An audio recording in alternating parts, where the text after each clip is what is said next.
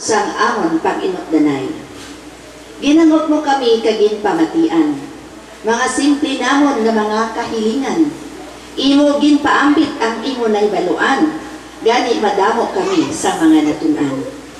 Tudlo mo sa amon pamatian, para sa pagtubo sining amon yutay nga simbahan. Amon ini nga halungan, para sa palaabuton sang amon kabataan.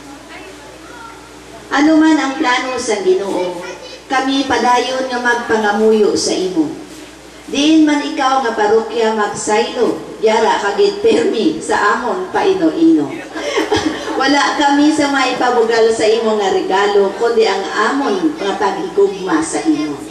Happy birthday, Father Kasim! Amon di ginapabugal ang imo nga pag-upod sa amon nga parokya. Gani sa tanan palyag magtindog para sa aton nga pagkanta sa happy birthday sa itong pinalangga nga Kora Paroko, Father Kasim Batalya.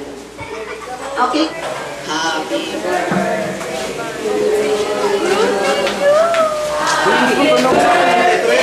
to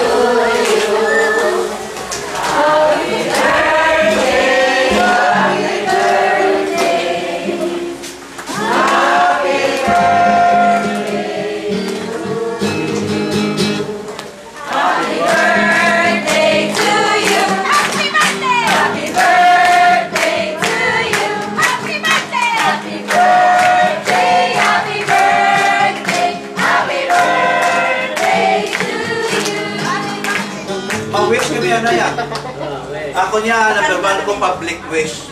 Public wish ko, number 1. Public wish ko. Sige, ito ka pa naman. Wala na sige ito, hay ko niya. Public wish, number 1. Good health. Ikalawa ka nga wish is happiness sa akong trabaho kay Lord at sa tao. Wala akong public wish, number 2. Ang ikatatlo ko nga wish, kabay pa ang magtubo pagihit ang Carmirole, ang simbahan. Magtubo kay Lord. Kasi rin ko, malipay man ko, o masakit mo ni sa akon, hindi mo ni pabilin-bilin ha?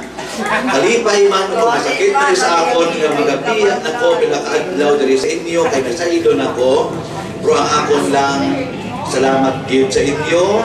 Ikaduwa, kabay pa nga magtubo kamo na simbahan sa Ginoo. Ready? 1, 2, 3, go!